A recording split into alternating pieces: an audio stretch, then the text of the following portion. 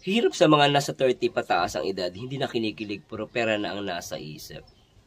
Anyway, depende rin sa tao pa rin yan kung a-apply o hindi. Pero para sa akin, at as age 39 years old, kinikilig pa rin ako. At the same time, hindi naman ako puro pera ang iniisip. So, I make it sure na make it balance, no? Kasi may mga kilala ako, puro pera ang nasa isip nila. Ang dumarating ang point na i-scam, nawawala na silang pera, ayun, na na-stress. No, kaya hindi pwedeng sabihin natin na at age 30 dapat puro pera ang nasa isip.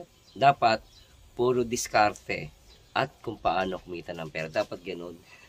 Kasi pag punay pera, magkakasait ka ng maaga. Pero at age 9, 30 plus pataas, dapat make it balance nga.